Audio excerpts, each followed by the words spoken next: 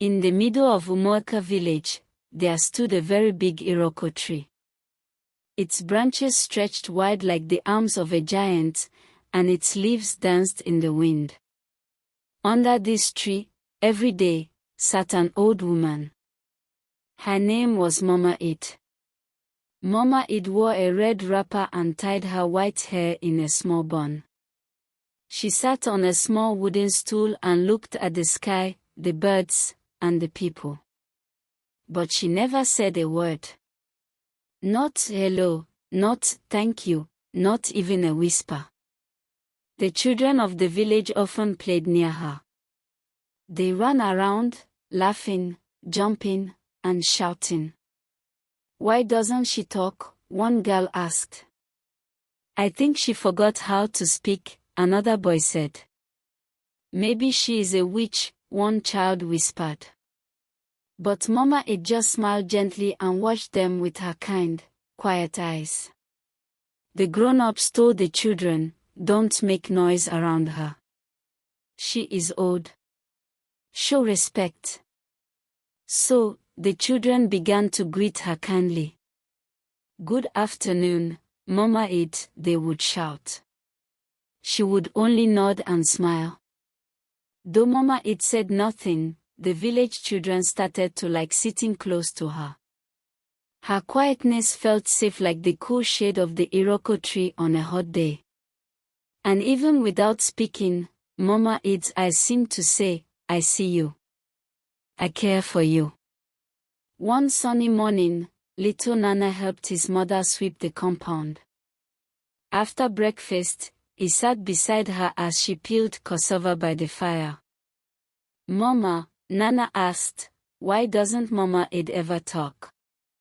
Mama Ijeoma looked up from her work and smiled. "Oh, Nana, Mama Id is special. Some people speak with words. Others speak with their hearts.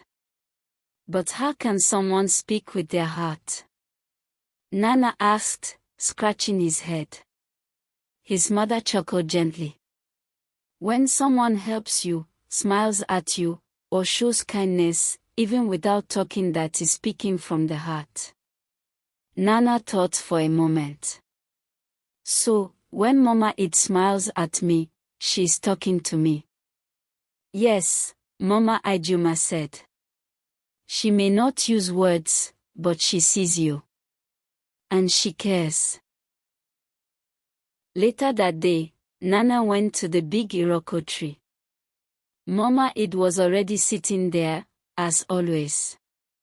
He greeted her, "Good afternoon, Mama Id." She looked at him and gave him a small smile. Nana sat down beside her quietly. He didn't speak again. He just sat. They watched the butterflies dance in the air. They watched the goats walk past. And even though no words were said, Nana felt happy. It was market day in Umuoka village. The sun shone brightly as women carried baskets full of plantains, yams, peppers, and fish on their heads. Men sold firewood and goats. Children ran around, laughing and chasing each other. Mama Id, as always, came to the market too. But she didn't buy or sell. She just sat quietly on a stone near the edge of the market, watching. Some people waved at her. She nodded in return. Suddenly, a small girl named Obiajili tripped and fell. Her basket of oranges rolled all over the ground. Some children laughed. Others pointed. Obiajili sat on the ground, tears in her eyes. Her knees were scratched, and her oranges were everywhere. Then, something surprising happened. Mama Id stood up slowly, walked over, and knelt beside Obiajili. She gently picked up the oranges, one by one, and placed them back in the basket. She helped Obiajili to her feet and brushed the dust off her dress. Obiajili looked up at Mama Id with big, surprised eyes. "Thank you, Mama," she whispered. Mama Id didn't say anything. She just smiled and patted Obiageli's head gently. People watched in silence. She still didn't speak, someone whispered. "But she helped," said another. "That says a lot." One evening, dark clouds covered the sky above Umuaka village. The wind howled, and the trees shook. The birds flew away quickly. "Rain is coming," the villagers shouted, rushing to gather their things. The storm came fast, boom. Thunder cracked. Flash. Lightning lit up the sky. Heavy rain poured like buckets of water from the clouds. Children screamed and ran for shelter. Some hid under trees, others in open kitchens, but they were all wet and shivering. Mama Id, who had been sitting under the big iroko tree, got up slowly and walked into the rain. She didn't run. She didn't shout. She just moved carefully, looking around. She went from house to house, picking up dry firewood that had been stored for cooking. Then she carried it in her big wrapper to the community hut where the children were gathered. She entered the hut, shaking the water from her wrapper, and placed the dry wood near the fire pit. She took a matchstick and lit a small fire. The children huddled around it, warming their tiny hands. The flames danced and crackled. Their cold bodies began to feel warm again. They looked at Mama Id with wonder. She just sat with them, drying her feet by the fire. In Umuaka village, the talking drum was very important.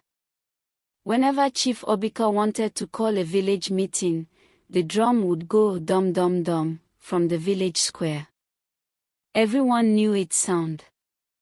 It told people when to gather, when a baby was born, or when a festival was near. One morning, when the drum master hit the drum, something strange happened. Crack! The skin on the drum tore open. "Oh no," he cried. "The talking drum is broken." People gathered around. They looked sad and confused. "How will we call meetings now?" someone asked. "Who knows how to fix it?" another asked. But no one had an answer. Mama Id was sitting under her usual iroko tree, not too far away. She looked at the crowd quietly. Some villagers glanced her way.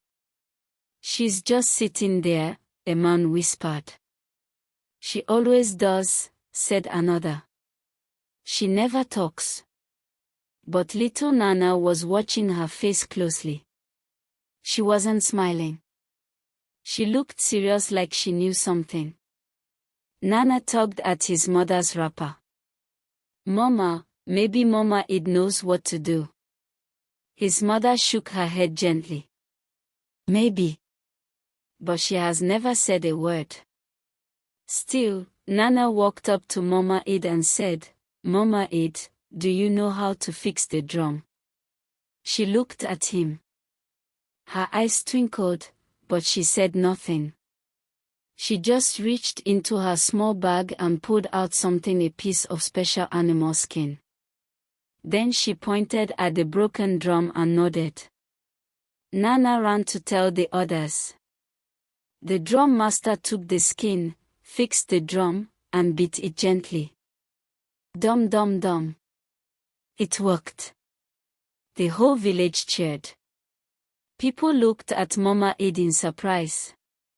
"She didn't say a word," someone said. "But she helped us again," another added. The next day, Nana woke up early. He ate his yam and beans quickly, washed his hands, and ran toward the big iroko tree. Mama Id was already there, sitting quietly on her stool as usual. Nana didn't say much. He just greeted her, "Good morning, Mama Id." She gave him her gentle smile. Nana sat beside her on a small flat stone. He looked at the birds flying above them. One bird flew down and picked a worm from the ground. "That bird is hungry," Nana said softly. Mama Id nodded, still watching the sky. Then Nana opened the small cloth tied around his waist. Inside were 2 pieces of roasted corn. He had brought one for her. He stretched it toward Mama Id. She looked surprised for a moment. Then she smiled and took it gently with both hands.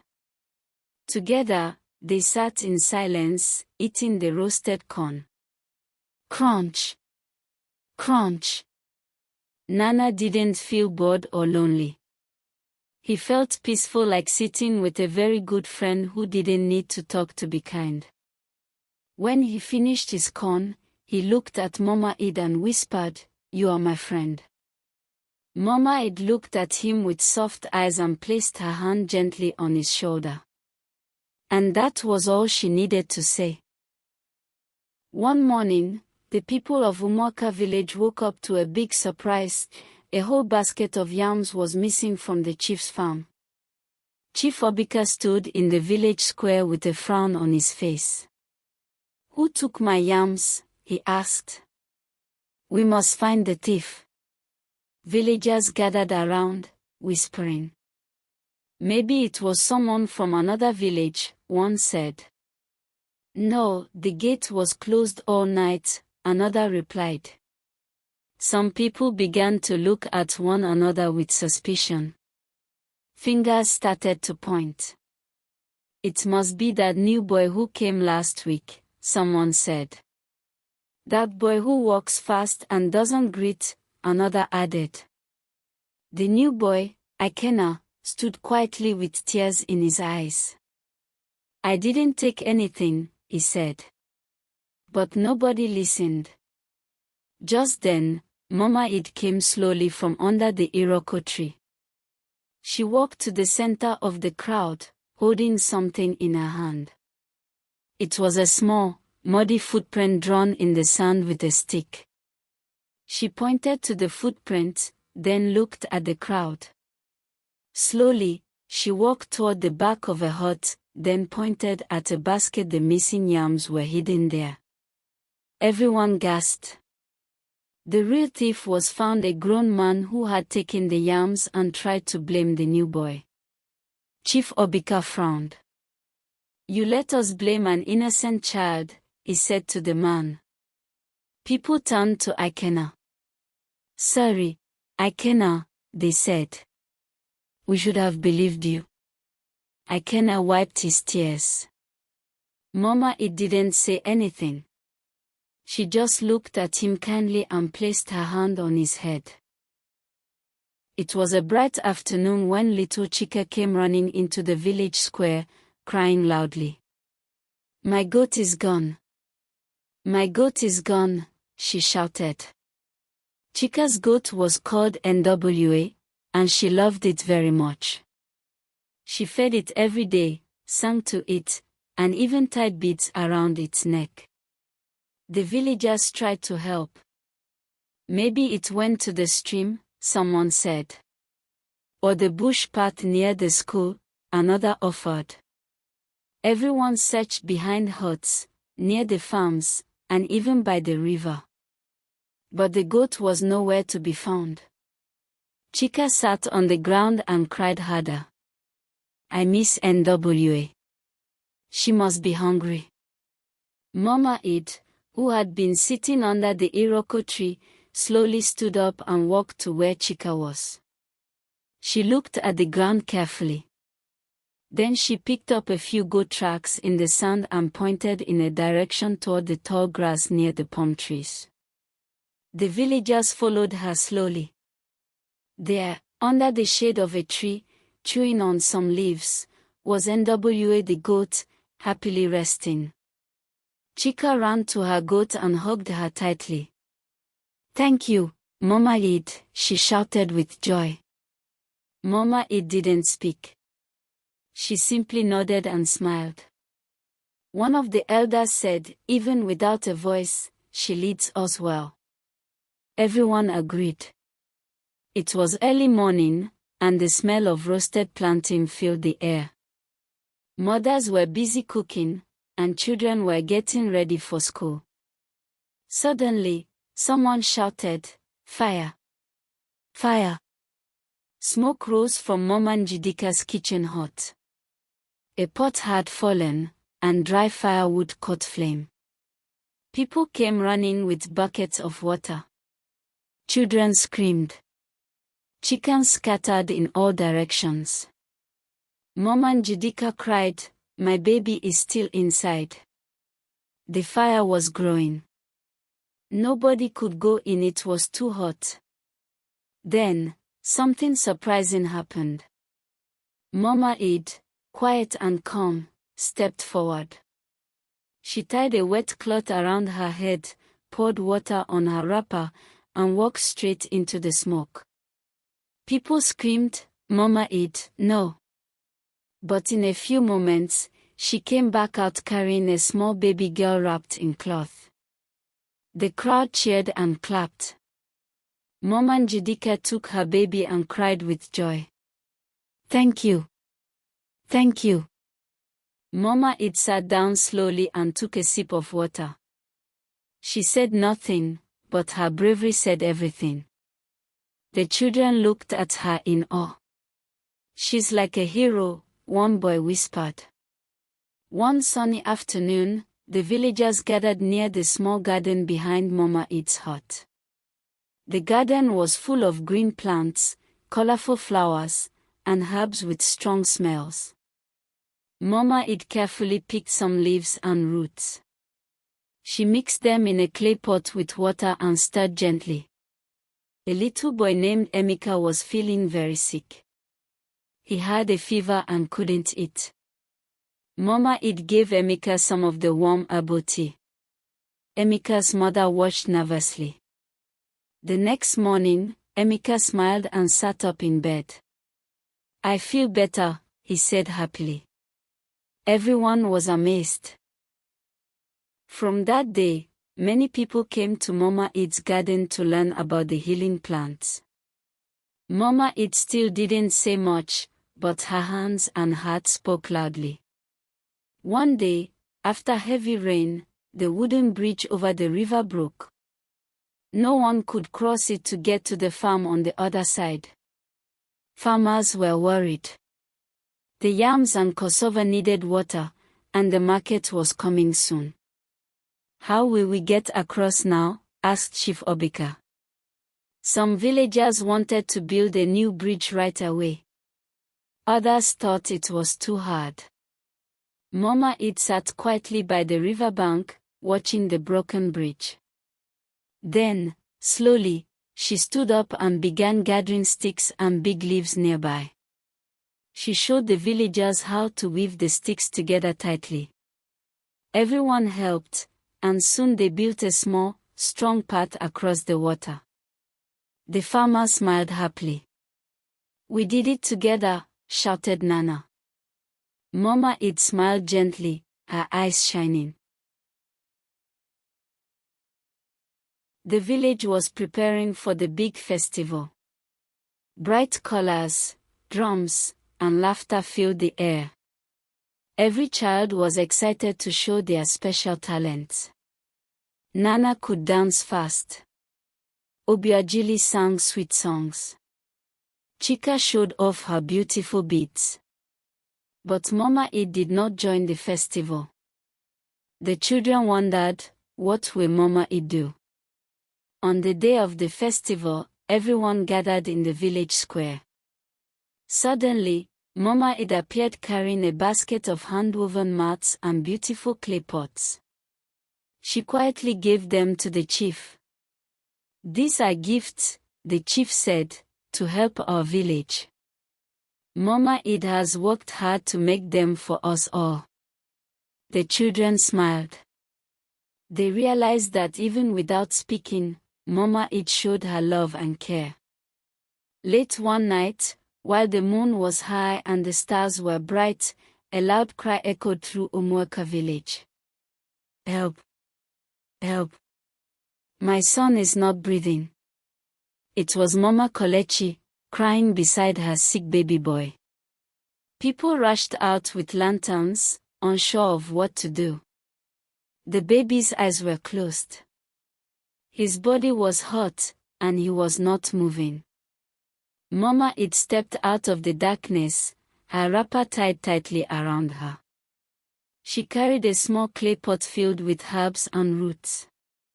She knelt beside the baby and began to walk. She placed leaves on his chest, rubbed a warm mixture on his feet, and whispered something softly. Suddenly, the baby let out a small cough. Then another. Then he opened his eyes. The whole village gasped in surprise. Mama Kelechi wept with joy. You saved my son, Mama Id. And for the very first time, Mama Id opened her mouth and said quietly, a mother's cry cannot be ignored. The villagers froze.